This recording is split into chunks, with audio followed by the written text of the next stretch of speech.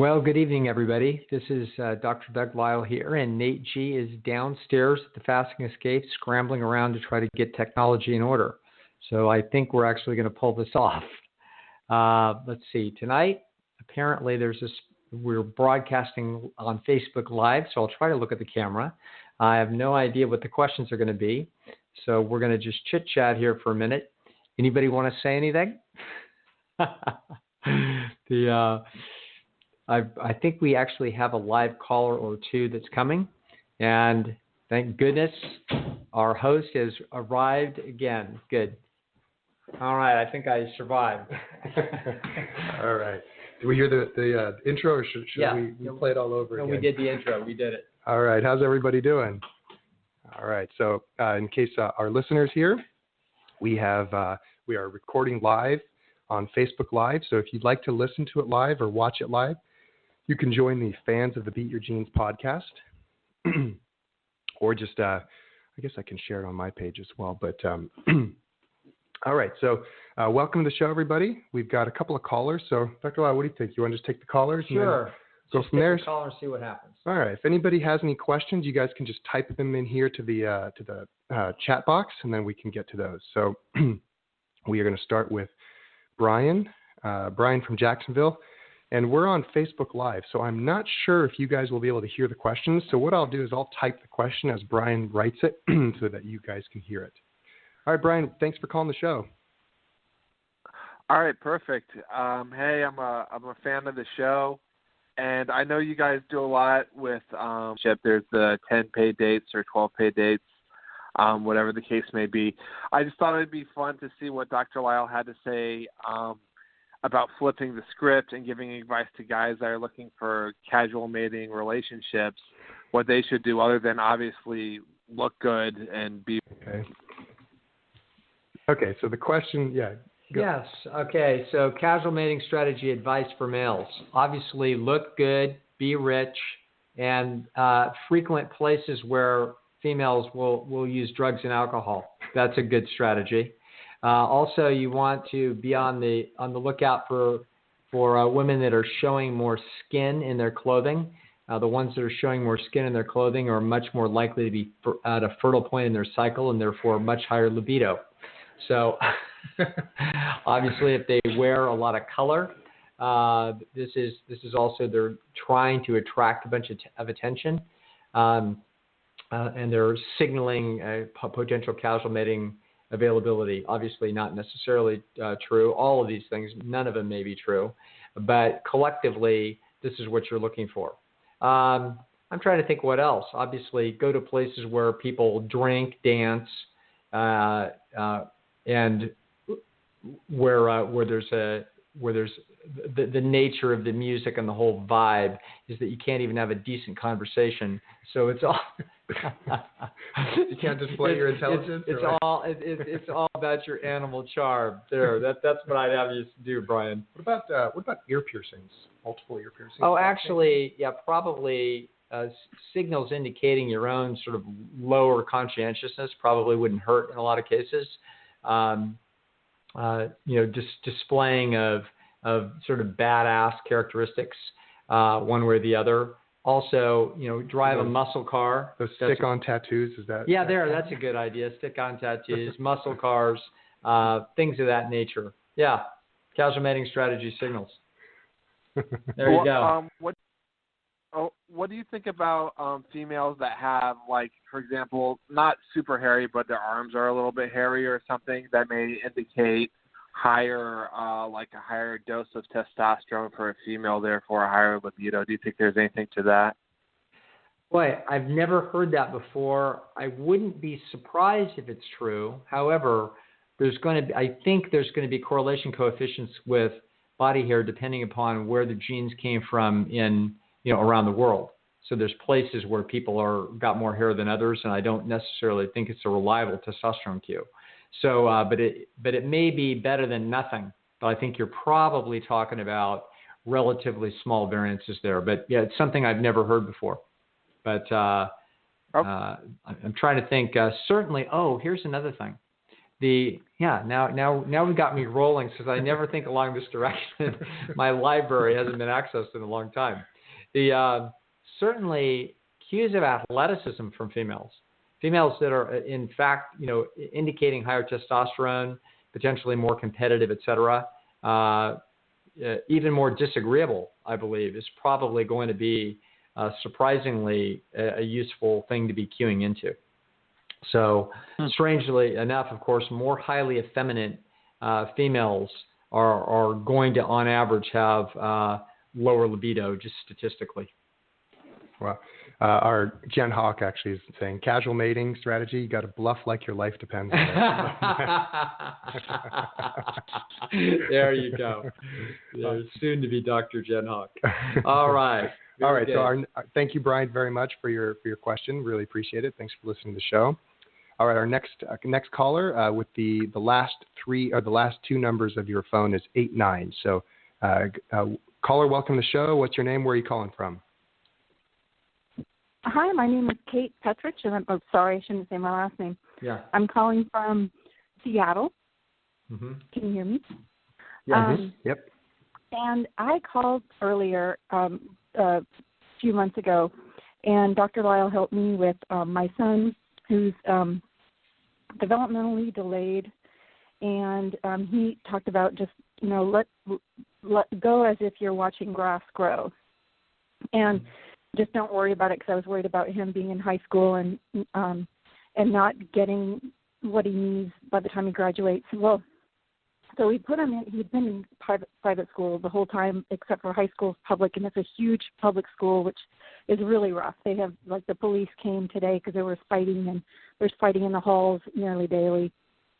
And he had several weeks of bullying, which the principal worked out, and he's reporting that that's not happening anymore, but he's really unhappy in this school. And there's a school in California that his brother goes to, a boarding school, and he loves it.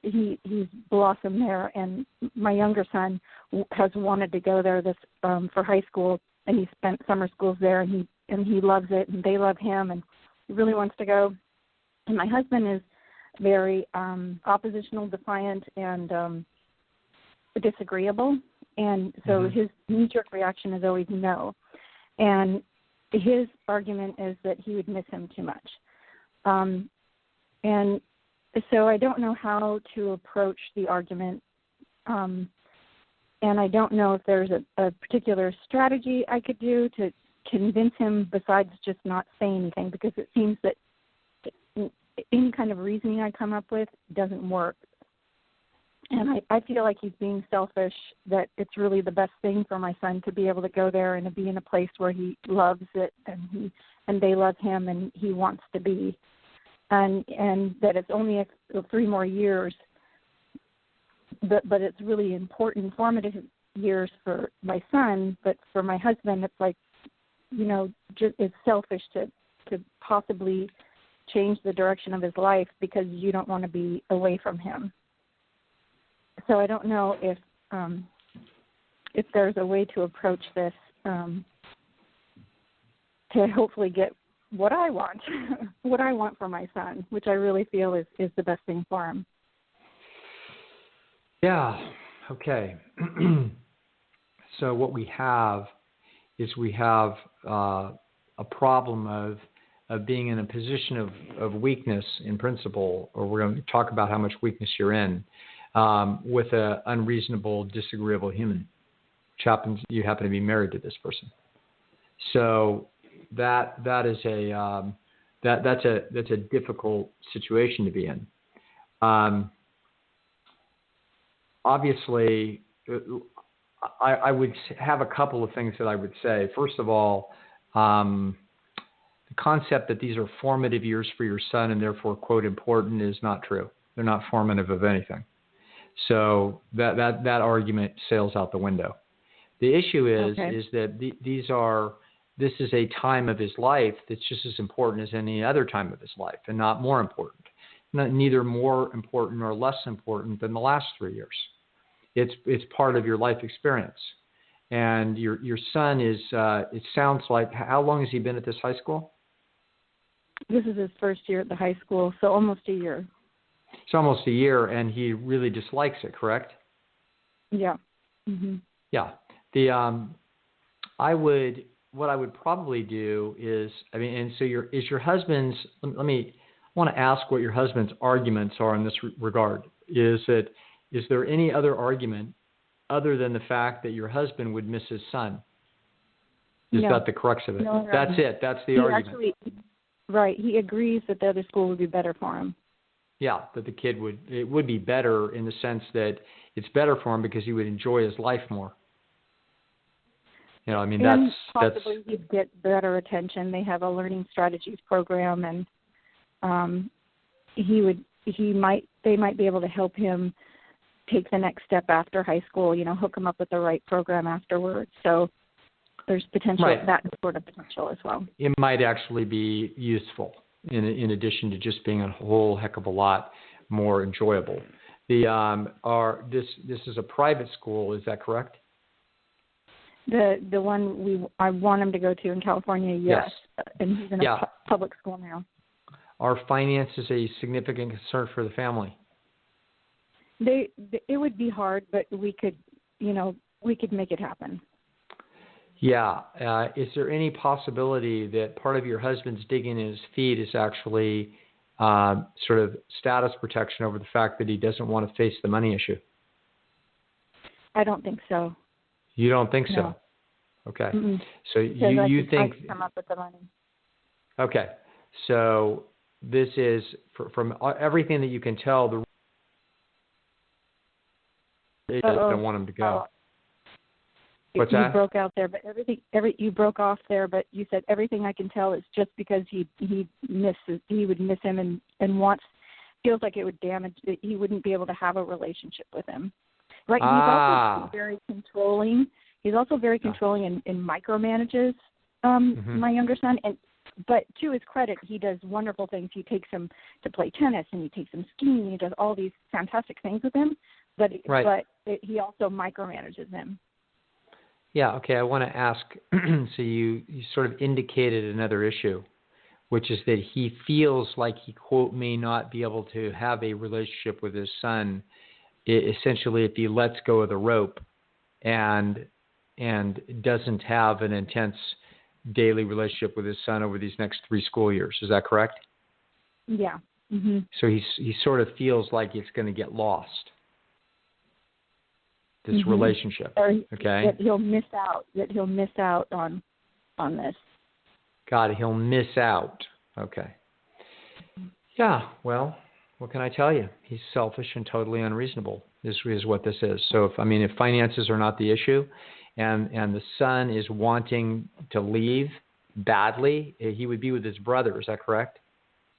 Yeah, well, no, but his brother would be exiting. His brother's a senior, and so this year would have been great because they would have had that 1 year overlap. But he'll be gone, but that's okay.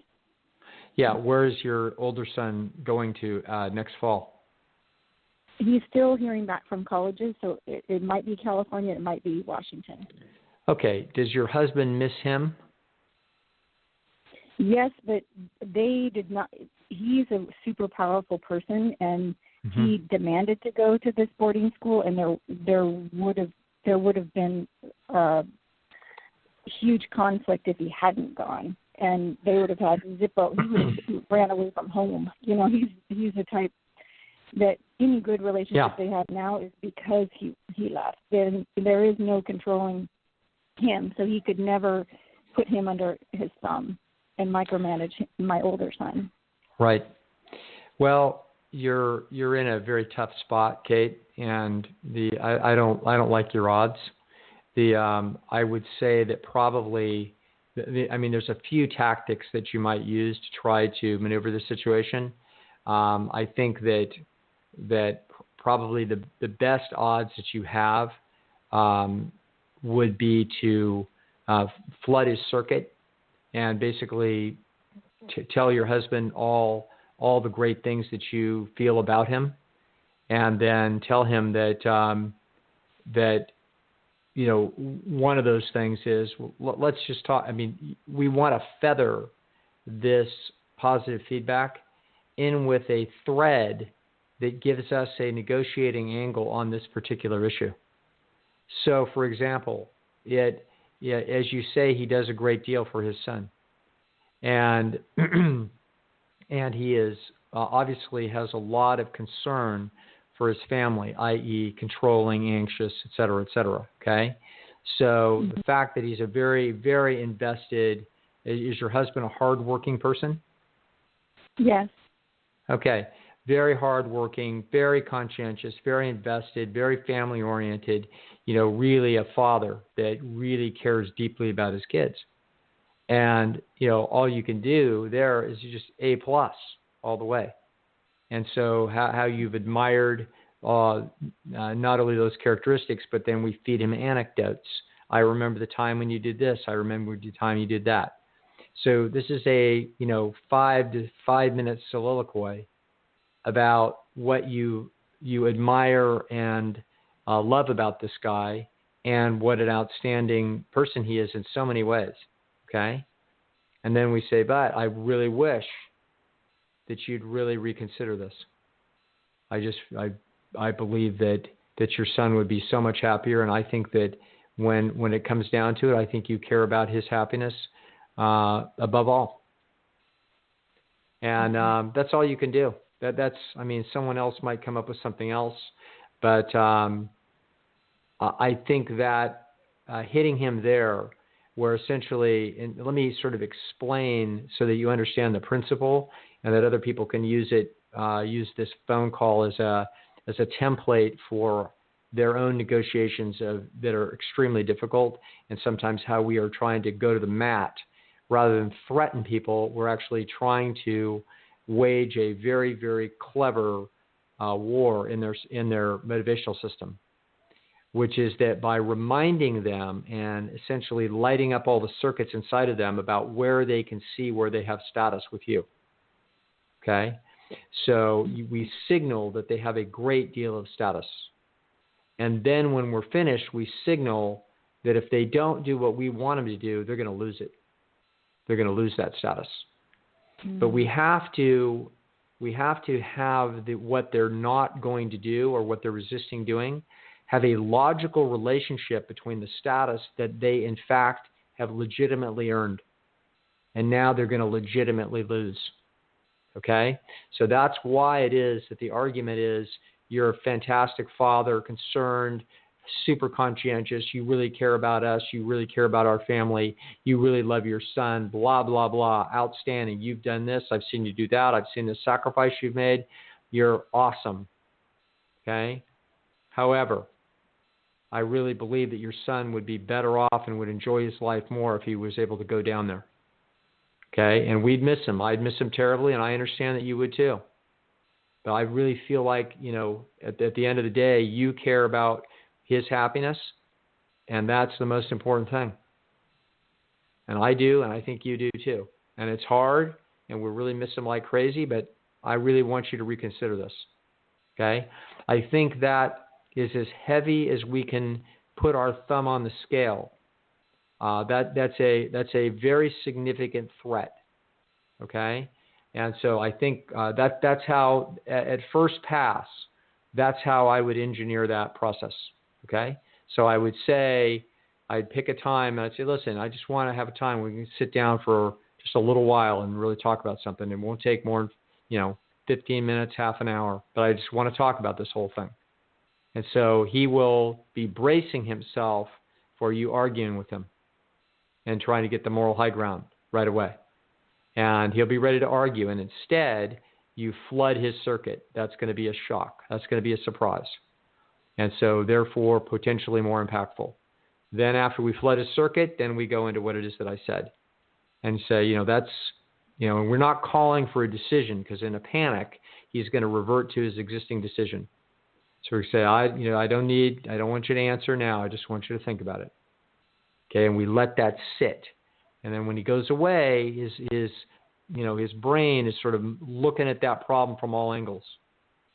And he will infer that he's going to lose some status if he doesn't come through. And he's got quite a bit to lose, apparently, because we just flooded him.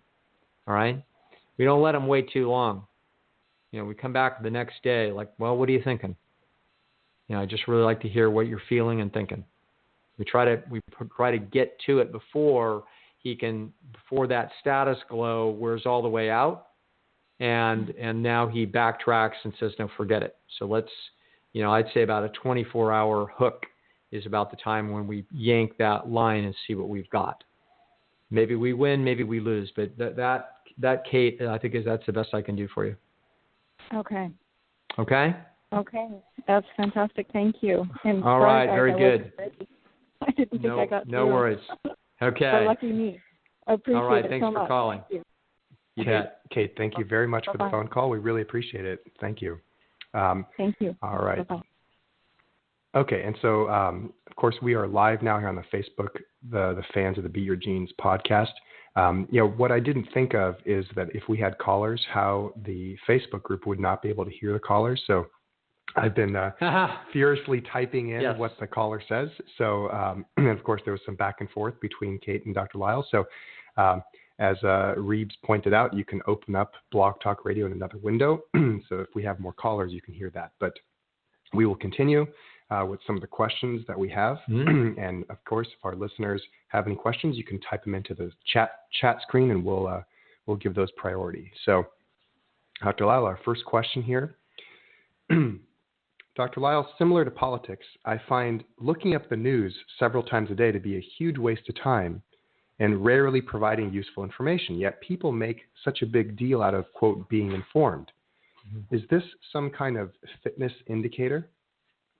That's a great question, and I absolutely think it's a fitness indicator. It's, I think that's largely what it is. It's also, obviously, people have differing amounts of anxiety about what's going on in the world, and they misattribute essentially the news to the news, or the word new is what's new.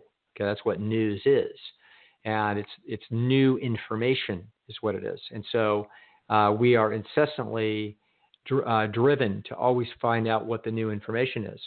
That's what your nervous system is it's a device for taking in the changing circumstances in your environment and always updating your estimates of what the opportunities and threats are in the environment. So in Stone Age Village, it's absolutely about finding out what on earth is happening with everybody right this minute. What new things have occurred, and we want to be updated.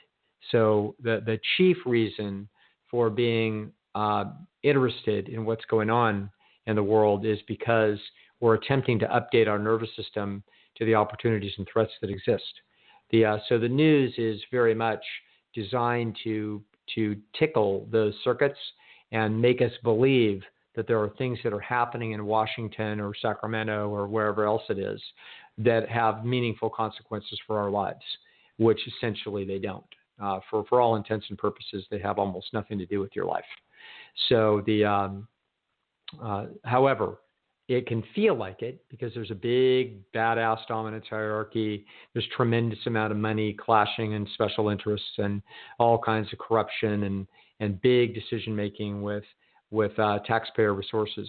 So there are big things happening, but the net effect on your life is going to be whether a decision goes to the left or goes to the right will be almost nothing. The impact on yourself. There will have enormous impact for a certain individual who might be the owner of a company that stands to gain a huge government contract or not. In that case, it may have a lot to do with you. But for the rank and file citizen, it has nothing to do with you.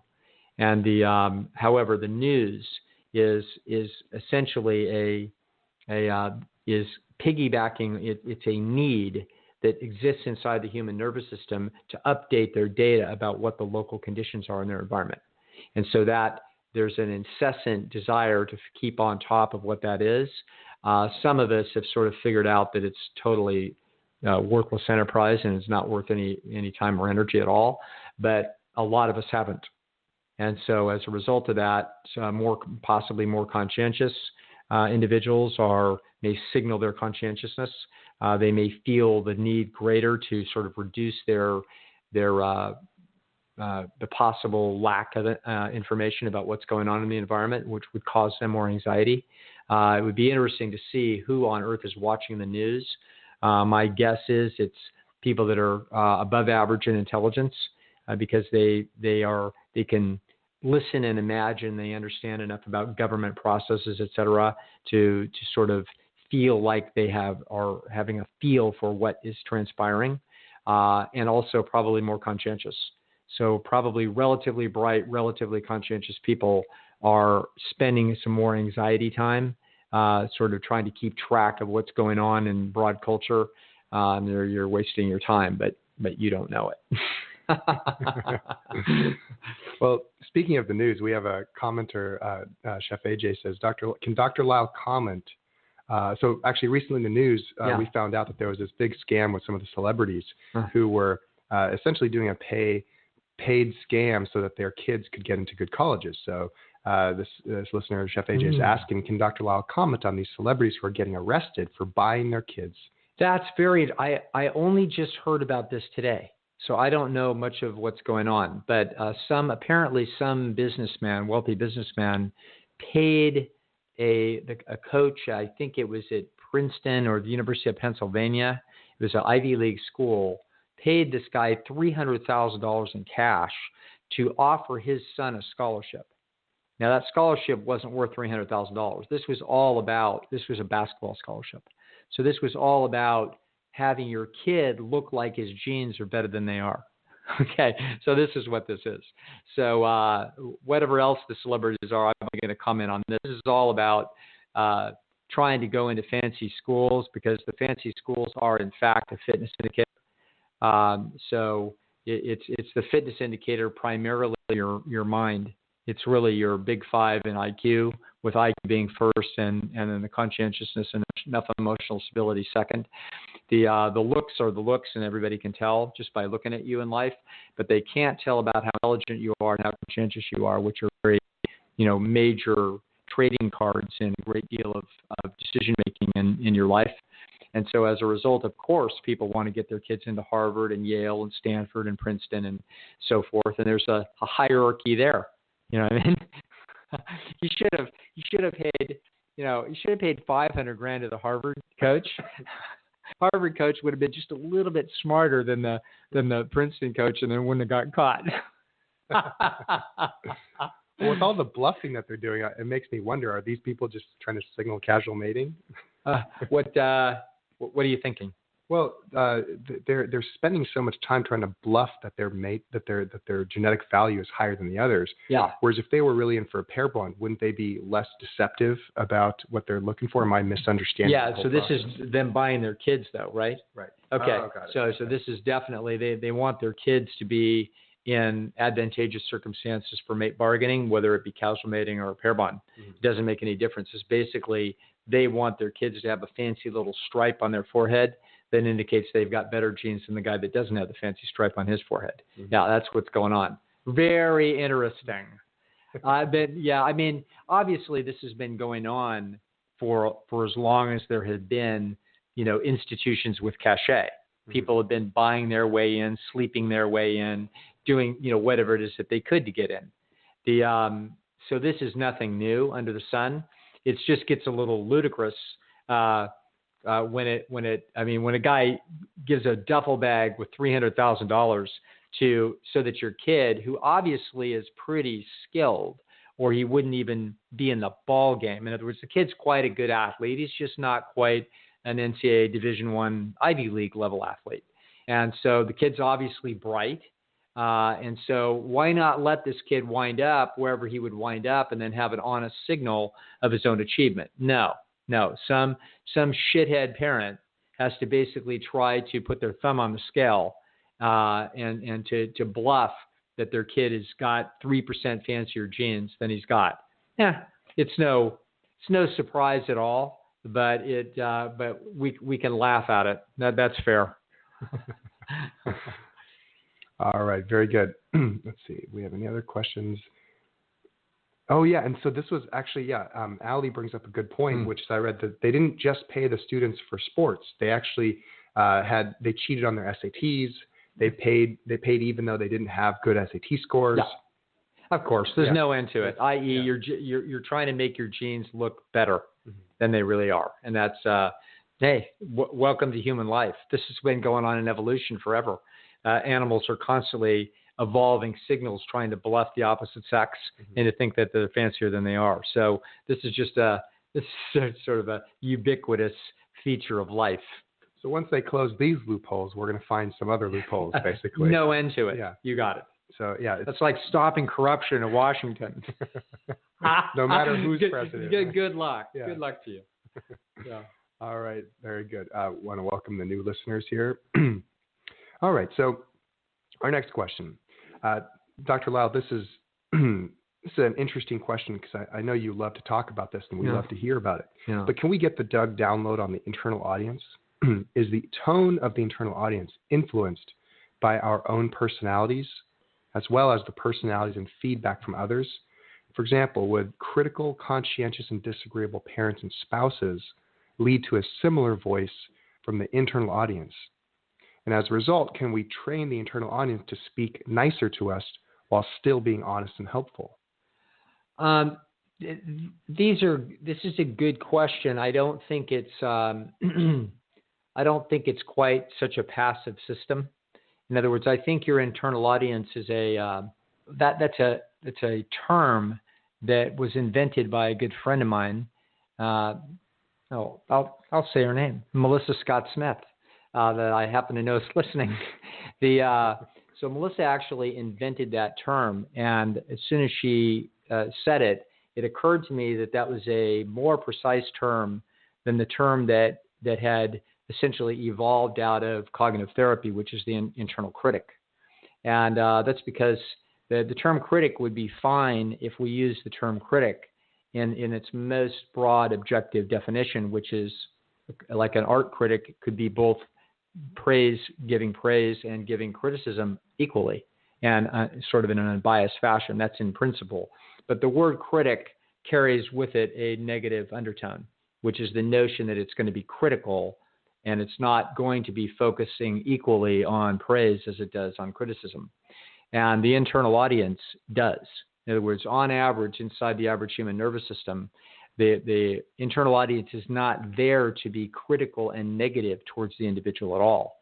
It's there as a feedback system in order to enhance performances, to increase the statistical likelihood of gene survival by improving your competitive standing. So it wouldn't be giving you a bunch of negative feedback to browbeat you into anxiety and despair so that you wouldn't make efforts. I mean, that wouldn't make any sense. Mm-hmm. So now, I believe that Melissa's terminology of an internal audience is accurate.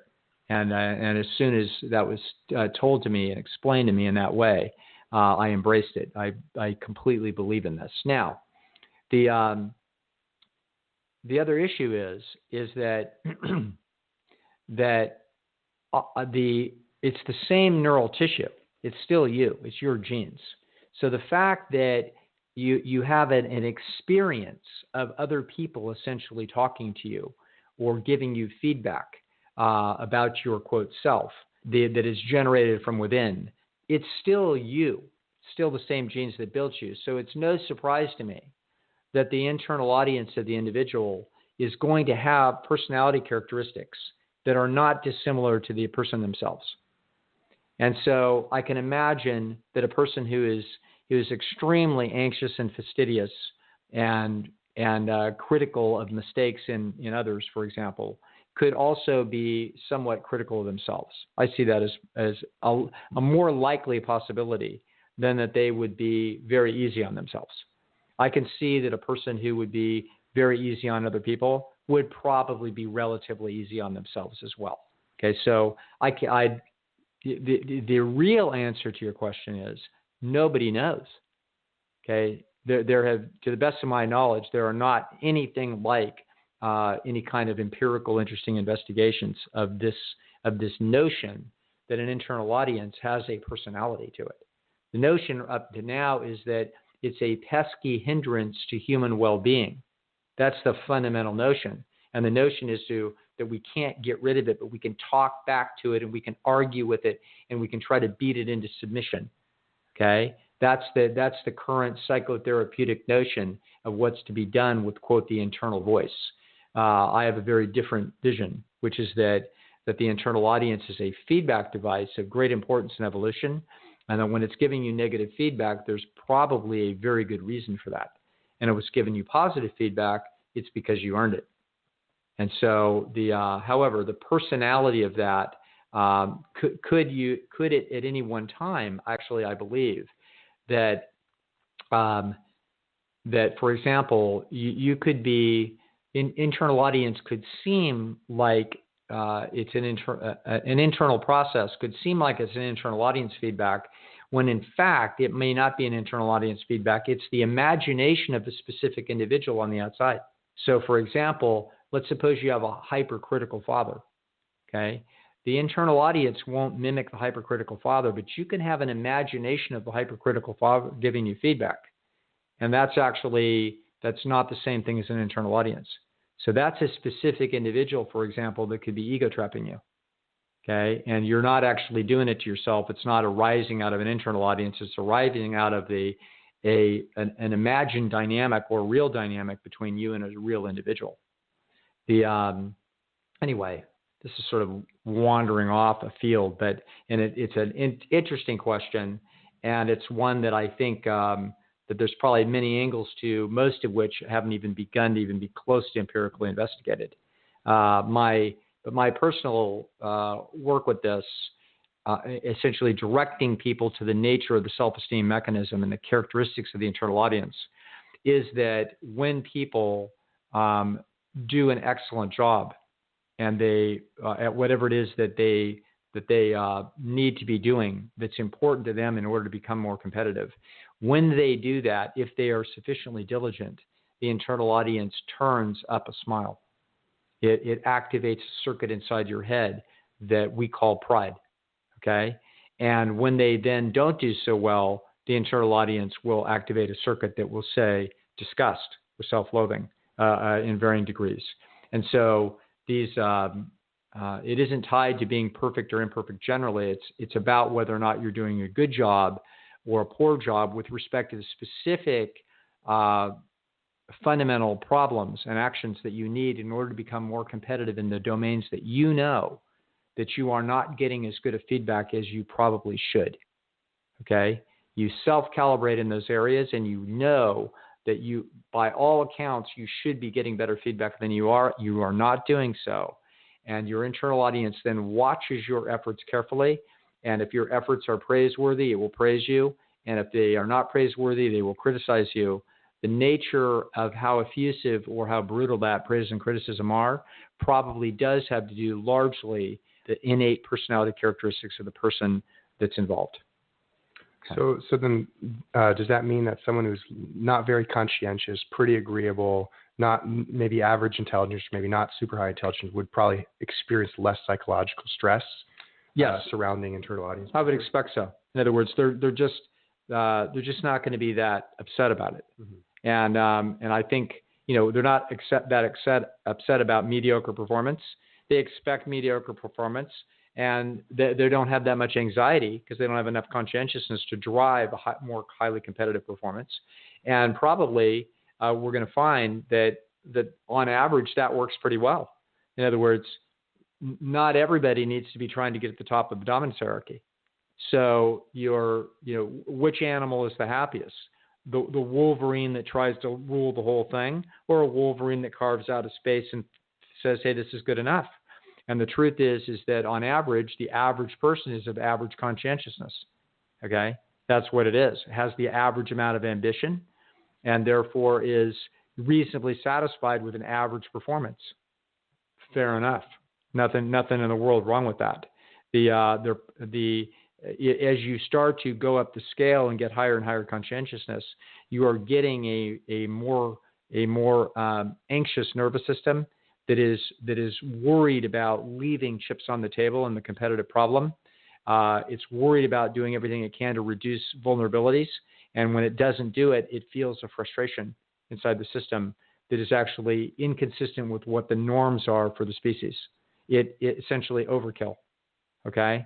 And fair enough. But that internal process of that person watching themselves and their efforts and then, quote, falling short, that's almost certainly largely a derivative, not of the person's learning history, but of the person's genetics.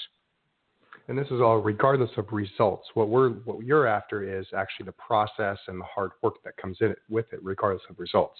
Yes, exactly. There are undoubtedly, just like any other characteristic, the way any mechanism works, there's going to be individual differences in how these work. So I can watch myself, for example, an intermediate amount of work leaves me very satisfied with myself. That wouldn't be true of Alan Goldhammer. He has to work harder. He just naturally has to work more hours in a day than I do, or else he feels like his internal system basically feels like he's left too many chips on the table and he needs to go get more. That's just how many acorns does a given squirrel need to squirrel away? You know what I mean? I'm fine with enough to get me through almost 95% chance to get me through the winter. Alan wants to get out to 99.9. It's just how it is. All right. So let's see if there's any questions here. Let's see. We've got... Oh, yeah. Dr. Lisle, can you give us the Doug download on ADHD? I think a couple of episodes you talked about how Jeffrey Miller was potentially thinking that certain what are called pathological conditions are actually just, ends of the bell curves for certain personalities. Mm-hmm. I've often wondered this, too, about ADD, ADHD. Is it really, like, for example, is ADD someone who's just very highly open and essentially easily distracted because they got so many things they can be putting their focus on? So the question from Sahar is, can you give us the Doug download on ADHD? Is it really a disorder or a result of a combination of the big 5 traits? Let's look at a few possible things that would come to mind there.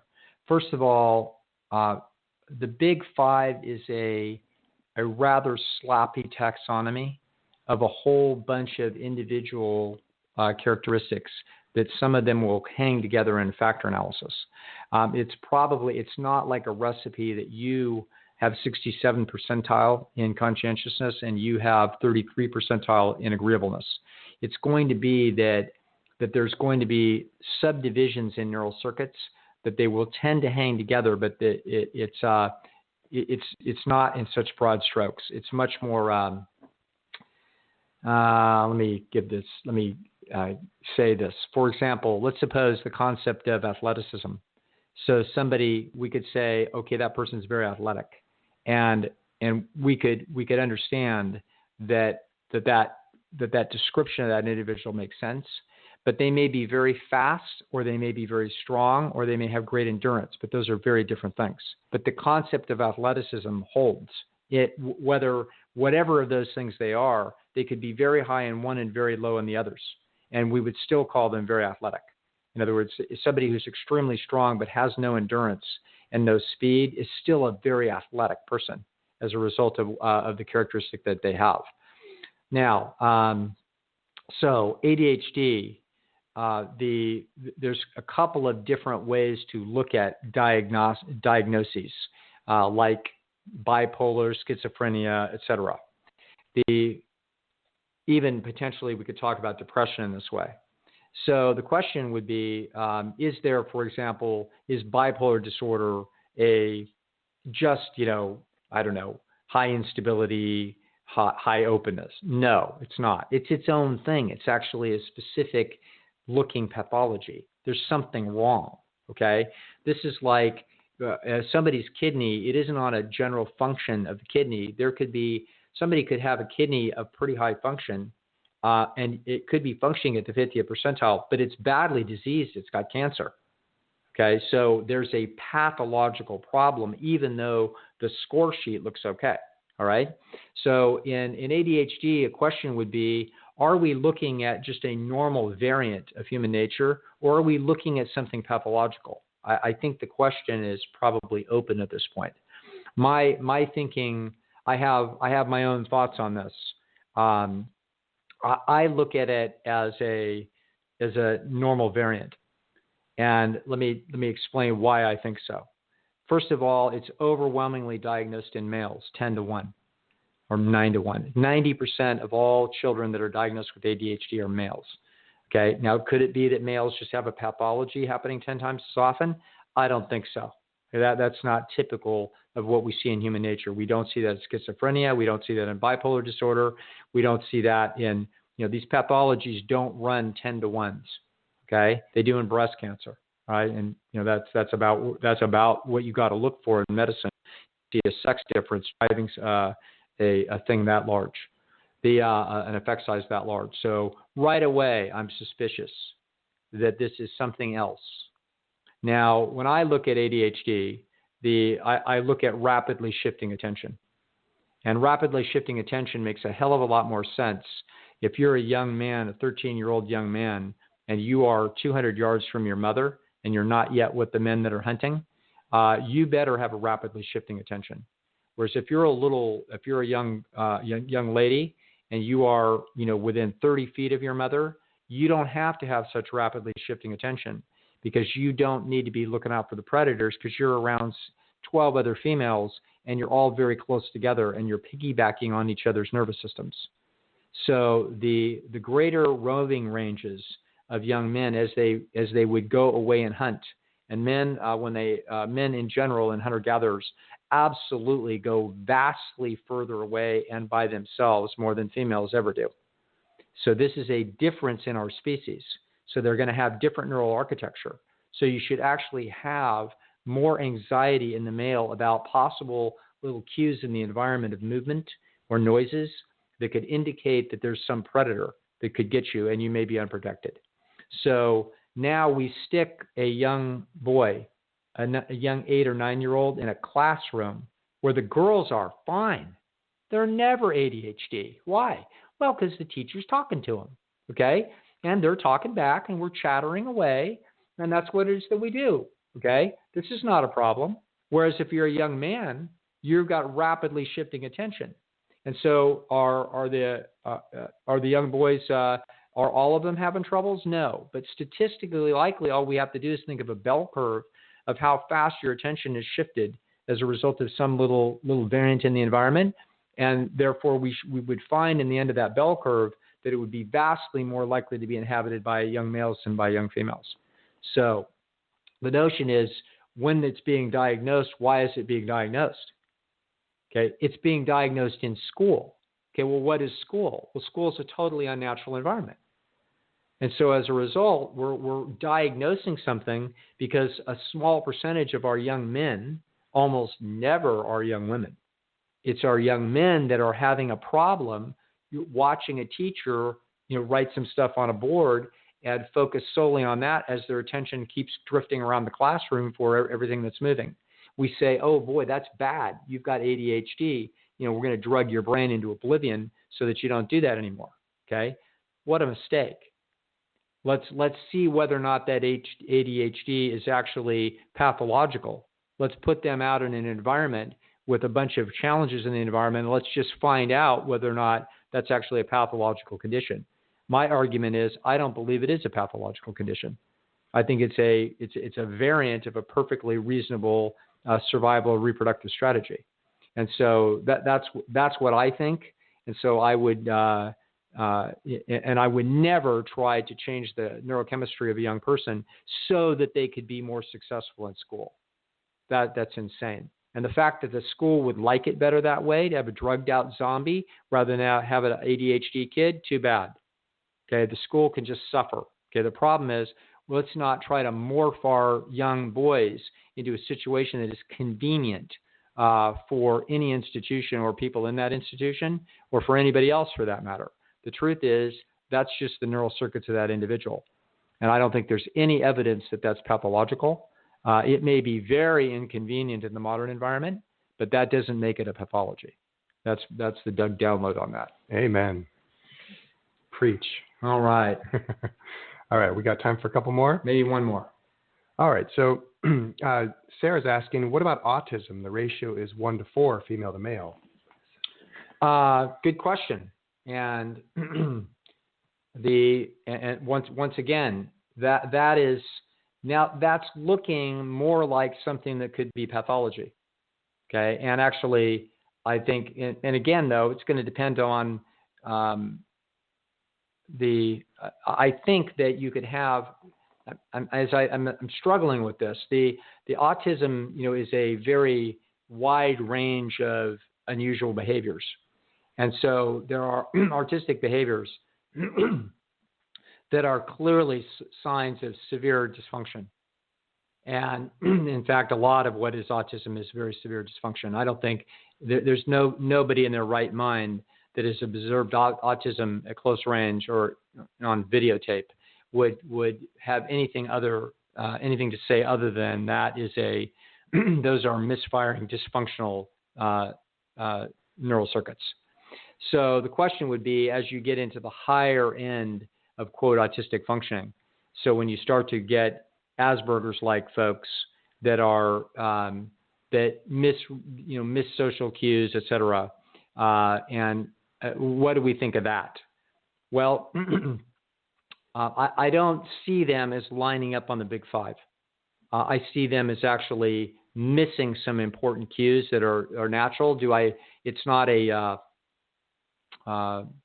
not progressive. It's not going to get worse. It just is. It's kind of like it's like being born with any other kind of intermediate or mild dysfunction. You may have a lazy eye. You know what I'm saying? You may be partially blind in one eye. That's what that looks like to me. It doesn't mean that a person can't be very successful in a variety of ways. It just means that, but that's not the same thing to me as some of the more debilitating major psychopathologies like a schizophrenia or a bipolar. Those can be way tougher on an individual, whereas a mildly autistic individual can function very highly. But I don't think we're looking at a variant of normal function. I think we're looking at a dysfunction. Whereas I'm not so sure. I'd be less likely to think that's true about ADHD. But I would be open to evidence if anybody would look at either of these things from a more valid ecological perspective. Fascinating. Is there any accuracy? I think I heard somewhere, I can't remember where, about people with autism, their internal audience does not function similarly to say a neurotypical person.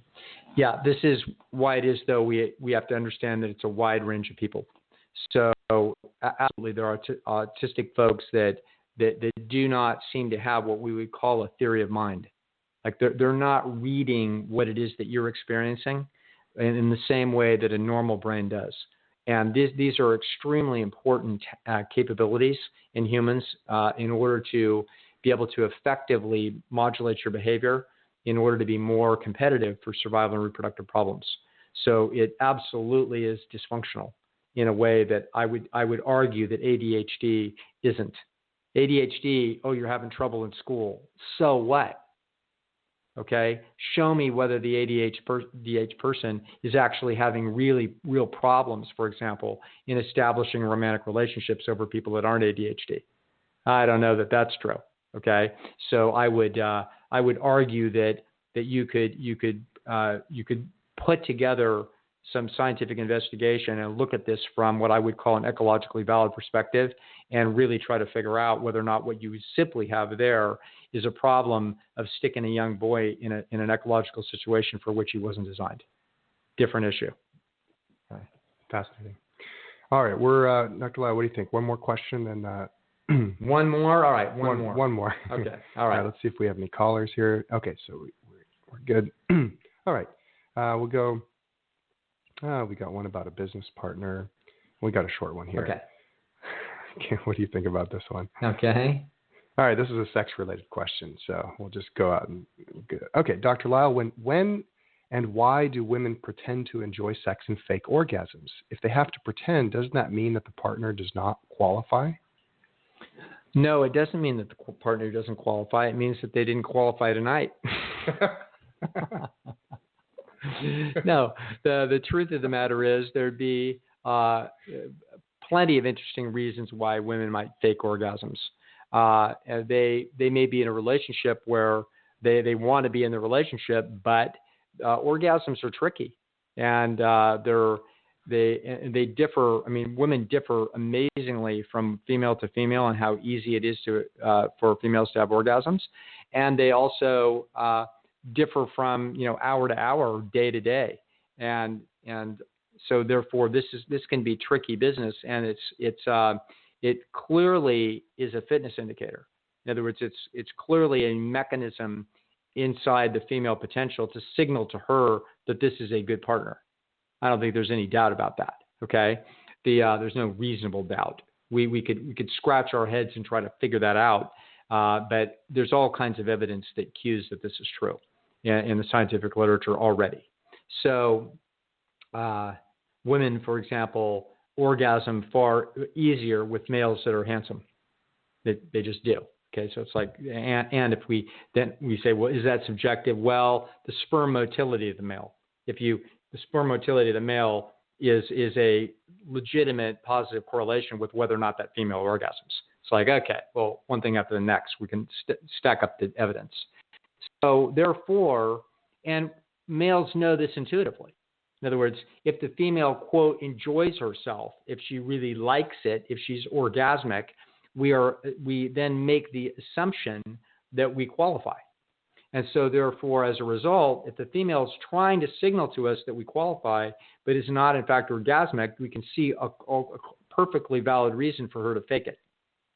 Okay, because she's wanting to give the guy the positive feedback that she feels, but she just doesn't happen to be, that reflex doesn't happen to be activating. So and then there's things like keeping a marriage together for the kids and, having a good deal financially and faking an orgasm versus faking a whole relationship. Right. So there's an awful lot of perspectives that we could analyze this from, but I forget what the original question was, but I think I more or less answered it. If they have to pretend, doesn't that mean that the partner does not qualify? No, it does not. In other words, that woman may not be in their sexual interactions. She may not be orgasmic or orgasmic easily. It may be very difficult for her, maybe impossible. So that doesn't mean he doesn't qualify as a pair bond partner. It just means that they happen to be in a bind there. There's also women it's very difficult for some women to achieve orgasm ever. And as a result of that doesn't mean the guy doesn't qualify. It means that nobody would qualify, or almost nobody would qualify. So in other words, there's that isn't what that means, but it could. Okay. That's how you look at that. We'll leave it to more data. Yeah. There you go. That is an interesting question. Do you think that guys who are casually mating will care less about a woman's satisfaction in bed? I can't imagine that isn't true. Okay, so I don't recall actually reading evidence on that particular question, and the person on earth that would know would be David Buss, and I just can't. I don't remember, and somebody might be able to find that, but. I think the answer to that almost has to be less. It has to be true.